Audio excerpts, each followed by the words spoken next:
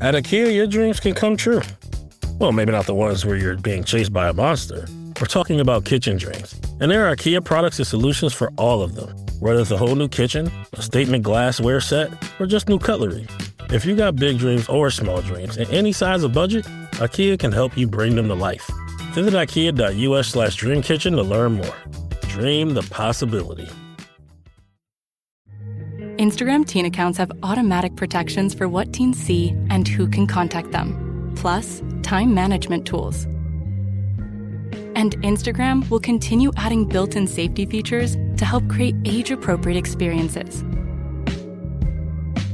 Learn more about teen accounts and Instagram's ongoing work to protect teens online at instagram.com/teen accounts.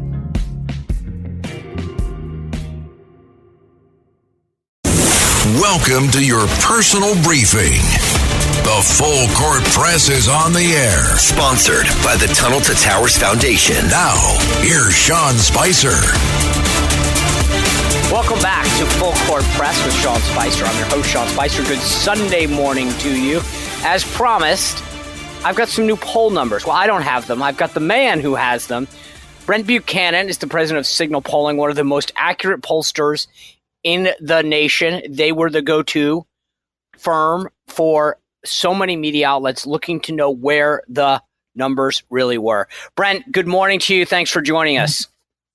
Yeah, pleasure to be here. I have always dreamt on being on WABC, considering how historic the station is. So appreciate the opportunity to talk to the audience here. Box checked. Thank John Catsimatidis for that. Anyway, look, tell me where we are. Let's just start. You guys, the first thing you always look at is the generic ballot. Where are the Republicans versus the Democrats? Where do the two parties stand? What are we? Hold on. So this is March. What is it? I'm sorry. I went to public school math. So what is this? 8 months out of the midterms. Where are we? Well, we're not as in bad of a spot as Republicans as the doom scrolling media might lead you to believe. We're also not in an amazing spot. So, one of the jobs we get hired to do is to guide campaigns and caucuses and political parties and how do you get to where you want to go? And we are not where we want to go yet, but there are paths to it. It is a little bit of an uphill battle at this point, but we also have to take into account we're the governing party. We are the status quo. That is what happens when you're in charge. You get viewed as the status quo. And so we have to calibrate how are we going to win against this. And our starting point is we're down about 4 points to the Democrats on what's called the generic congressional ballot. And so that is not a named ballot. That is just simply asking everybody in the country, if you had to pick the R or pick the D, are you putting on the red or the blue jersey? And as we look at independents on that, we're down with independents, but we're almost always down with independents. It is very rare, even in 22, when we won the House, we were down with independents. So that is not something that is drastic and out of touch. The second thing we look at environmentally is the right direction, wrong track. So do people feel like things are getting better, they're getting worse, or they're staying about the same? And our data shows, because we do this every month, you can go to our website, cygn.al, and pull this up month by month and see the data. We actually showed things were way worse in December than they are today. Albeit our survey started right around the time that we began pummeling Iran. And I'll be very interested to see what our April data shows with gas prices rising. But there's not a lot that's changed about the fundamentals of what this midterm is going to look like. Okay, so I always tell people, and again, I appreciate that this is like me telling a doctor, and I say that because I've had first aid training in 6th grade. So I hate saying this to a pollster, but for people out there, one of the things I always say as a political practitioner is that a poll is a snapshot. So if you took a picture of two people going down a highway, you see where they are, but you don't know, is the car on the right overtaking the car on the left, or is it falling behind on the car on the left? Meaning context matters. So you said we're 4 points down on the generic ballot. I think you guys had it at 49-45. But take that snapshot photo and add some context. Are we better than we were the month before and the month before that? Are we worse? And where are the Democrats? Yeah, great question. The true value of polling is looking at it over time, which is why if you go look at our decks, we go all the way back to January 24 and showing you each month by month data point on this. So if we're looking at that, we have slipped slightly, still better than November when the New Jersey and Virginia elections occurred and we got walloped. We're better than that, but we're not as good as we were last month. But we're talking fractions of a percent changes. And that's something that I think that mainstream media people don't take into account, is that elections don't swing 5 points. That just doesn't happen. We're too polarized of a country to see massive 5, 7, even 2 and 3 point swings. It's why if you ever see a survey that says Republicans have shifted multiple points on the generic ballot or on the presidential ballot, just throw it out. It's worthless because things don't move like that. What if next month? Would you say that's true if like a massive worldly event like this Iran incursion? I mean, like, in other words, sometimes isn't it plausible that a big event going to war or oil prices going through the roof could affect a swing, though? I think it can, but we have to take human psychology into account on this. And costs are not the only input in somebody's electoral decision. And it's why, and I put this in my book, I lead with this in my book. Everybody remembers the ad, Kamala is for they, them, Trump is for you. We did not have a problem with tens of millions of transgendered prisoners getting sex changes funded by taxpayers, but that is the number one ad that got more money spent behind it than anything else in the 24 presidential election cycle. And I bring that up as the fact that no one input is going to drive an outcome in a political election. The second that war becomes an issue and maybe costs go up, then you also have safety and security concerns, and you see national security rise as an issue. You might see immigration drop as an issue. We are, you said it when we started, 8 months away from the election. That is a literal political eternity away right now. So if the Iran war is still going on strong in September and oil is $250 a barrel, we have a different conversation. I don't foresee those things happening. And so you also can't react to every small movement within the surveys. You got to calibrate the things that have sustaining trend to them that need addressed. And it's too early to say what that is going to be here. But based on the fact that Americans and the media that drives a lot of that has very short attention spans, I'm not concerned at this point. Okay, I had an opportunity to sit down with President Trump on Friday for a little bit, and I'm not going to reveal any of the private conversations, but I will say this. He fully appreciates and understands the political nature of what's happening. So that brings me to my second question. Everybody looks at the doom and gloom. What happens if oil prices keep going up? What happens if... I think he has a recognition of the political perils that exist. The guy's very smart politically. So conversely, let's just say that he does a bunch of things within his purview to bring oil prices down, whether the war comes to a complete, conclusion or not. Because he has a bunch of tools. If oil prices go back down, Brent Buchanan, does the polling then reflect, will it shift? In other words, I get right now, if you ask a lot of people, right down the street from me, gas hit basically $4 a gallon on Friday. Yeah, Friday morning is when it hit up. So, I guess what I'm asking is, I get when churn happens, some people are going to feel unease and they might tell a pollster, I don't know. Conversely, if things get better quickly because the war ends or the president addresses through some kind of policy a ways to bring the price down, will he benefit? Will things spring back? They will, but not at the same pace at which they spiked, if that makes sense. Yeah, it does. And much of this is also incumbent on how is Trump contrasting us with the Democrats? That's where I was going.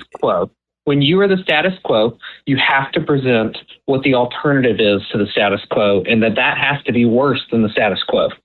But that is incumbent on Republicans to make that case, on Trump more than anybody else to make that case. He has the biggest bullhorn. So, in other words, I think the opposition party, the minority party, in this case the Democrats, wants this to be a referendum. We on the Republican side want it to be a choice. that being said, my understanding is the favorability of Democrats right now is not high. Exactly. You are currently experiencing in the polling a reflexive opposition to Trump, but not a positive towards Democrats. Their image, I was just digging into this data this morning, right in my daily article. Democrats are 56% unfavorable in Congress among all midterm voters. Republicans are 55% unfavorable. That is not a positive choice that somebody is making at this point, which is why we have to prosecute the case, because the gravitational pull around replacing the status quo is strong anywhere. So when we look at a top line number, in this case, 49-45, that's the generic ballot. But obviously people like you dig in and say, okay, well, it's like a doctor. Okay, you got a pain. Okay, let's feel around. Let's see where it really hurts. Where is the pain electorally? I know there's a bunch of subgroups. For example, you've got this subset that you guys call swing voters. Where are they, and what did that portend for the midterms? How many discounts does USAA Auto Insurance offer? Too many to say here. Multi-vehicle discount, safe driver discount, new vehicle discount, storage discount, legacy. How many discounts will you stack up? Tap the banner or visit USAA.com/auto discounts. Restrictions apply. LifeLock, how can I help? The IRS said I filed my return, but I haven't. 1 in 4 tax-paying Americans has paid the price of identity fraud. What do I do? My refund, though. I'm freaking out. Don't worry, I can fix this. LifeLock fixes identity theft guaranteed and gets your money back with up to $3 million in coverage. I'm so relieved. No problem. I'll be with you every step of the way. 1 in 4 was a fraud-paying American. Not anymore. Save up to 40% your first year. Visit LifeLock.com/podcast. Terms apply.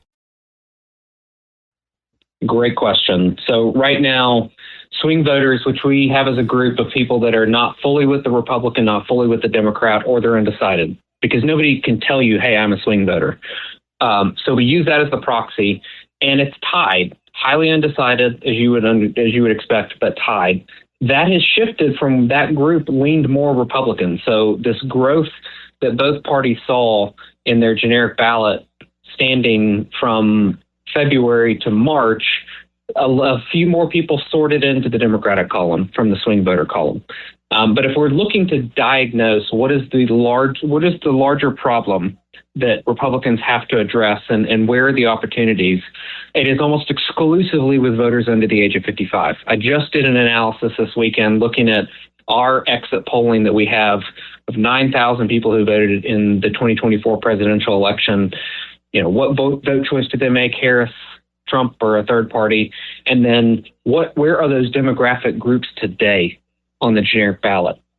100% of the delta to the negative from where we ended the presidential race to where we are today comes from voters under the age of 55. Secondly, wow, it comes, and that was a group that he did well with. Yes, and he could probably say he's in the White House because of voters under the age of 55 and non-college voters. Huge voter base for the Republicans over the last 20 years has become the base for Republicans. And there's been a good bit of erosion among those folks. From a geographic standpoint, it's the suburbs and the rural areas. Republicans have improved in more urban areas, which is kind of counterintuitive. But that is who Republicans need to be focused on right now. They need to be asking themselves, what does this mean for a voter under the age of 55? That needs to be the lens under which everything is filtered right now for Republicans. And I know you and I have talked about in the past on the Sean Spicer Show, which obviously everyone can watch every day on YouTube on my channel, as well as The Huddle. You identified single white women as a major red flag for issues. Is that still a problem? Yes, a huge problem. I think one of the data points you're talking about is we asked folks if it was okay to break the law if you didn't like what ICE was doing. And upper 60% of young liberal women said that was okay, when 70+% of the country said, no, that is not okay to do. This particular voter group is about as radically outside the mainstream of any voter group on either side of the aisle. You also talk about, I'm looking at the data here that you guys have at Signal, and it says 18 to 29-year-olds break 64 to 31 Democrat on the generic ballot, but they view Democrats net unfavorably by a 4-point margin. In other words, they might vote Democrat, but they don't like them. You and I have talked about this in the past. When you say Republicans or the president need to go out there and make the case, what does that mean? Where do they make the case? How do they make the case? Not on ABC Nightly News, because if you are an under 55-year-old watching ABC Nightly News, you're a weird person, or you're a liberal. Those are your two options, or I repeat myself. So we have to go where President Trump went in the 24 election. We've got to get on these long-form podcasts and authentically have hard conversations. That's what younger folks are looking for. They do not trust institutions. They are highly skeptical of almost anything. And to present yourself in a raw, authentic, long-form way is how we build trust back with these people. The individuals who say that is the types of podcasts, YouTube channels, social media, people who tell us that is where they get their information, they were positive for us in the presidential election. They are currently negative for us. And if you watch broadcast or cable, your opinion really hasn't changed between the two elections. So this is not just a messaging problem, it is a medium problem. And so that's the thing. So we got to remember the platforms in the medium, like you're saying, but it's also I think how we're communicating, if that makes sense. I feel like too many times people are they want to dance around affordability or whatever, as opposed to saying, hey, we're working hard. We have somewhere to go for. Brent, I don't think it's that different than an employee, right? If your employee comes to you and you say, is the job done? Well, no, but I've made progress on these 3 fronts. I'm working towards the end. I'll have an answer for you on Tuesday. I feel like, okay, good. And I think too often Republicans just like to pretend that, we worked on the job. We passed the housing bill or whatever, fill in the blank bill, as if that was the only way to solve it, and we're not continuing down the path of making progress for you. How people feel about where things are today is based on what has been done. Elections are decided on what will be done. And you cannot say, we told you we would do 10 things, we did 10 things, reelect us. That is helpful, but it cannot be the only leg you stand on. You need the other leg, the more important one, which is saying, and here's what we are going to continue to do for you. Here's what we're going to stop from happening that's currently happening, and you hate it. I'm going to make that thing you hate go away. You always have to be pointing to the future. I wrote about this in my book, America's Emotional Divide, talking through the how. How do we talk about these things? And it is meeting somebody where they are. You can't come in and say, the country's doing amazing and costs are coming down and wages are rising if somebody is terrified about their future. They're not going to hear you until you say, I get that things are scary out there right now and a lot of change is happening. You guys wrote in your that simple of acknowledging. Yeah, no, I get it. Again, it's like, hey, I'm working hard. I'm going to keep going. Most people get that message. If you tell them the job is done, right? I mean, my dad used to do this when I mowed the lawn. I'd say, oh, I did it. And he'd look out and he'd be like, that's not done. Get back out there, right? And because he could see clearly that I hadn't done a really good job and I was trying to sell it, as opposed to, hey, I'm working on it. I'll be done in an hour. Okay, good. Keep going. You can't expect people to see what they see with their own eyes and tell them it's something different, which is what Biden did. But I want to ask you this. You guys have a really interesting nugget in the data that I see at in the Signal polling memo here, where it says the SAVE Act is the best wedge issue. Americans broadly support the SAVE Act by a 20-point margin. So are we messaging this right? Is this just Democrats being obstructionists, or are we not messaging it right? We're not contrasting it. We're saying that there's a problem and this is a solution to it, but we're not saying what the other side believes about it and how outside the mainstream that is. Nobody believes that you shouldn't have to show an ID to vote. Well, there are hard partisan Democrats that believe that, but normal people and folks who are in the middle believe you should have to show an ID to vote, that you should have to be a citizen in order to register to vote. Those are very common sense ideas. And the reason it's such a wedge issue is because the other side of that issue is so narrow in who actually believes it. And it's like the transgendered prisoner sex change thing. There are some people who believe it. It's a really small segment of folks. And then there's everybody else.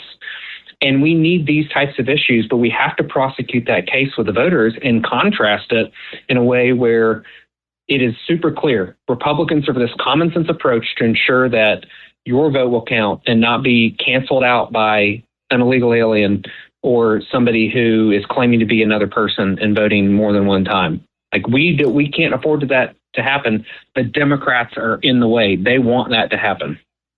They All right, are last fine thing with that. Yeah, I get it, and that's I just can't believe that it's not, considering the popularity of it, that and the ridiculousness of the Dems side. It's because we got squishy Republicans in the Senate. That's our problem.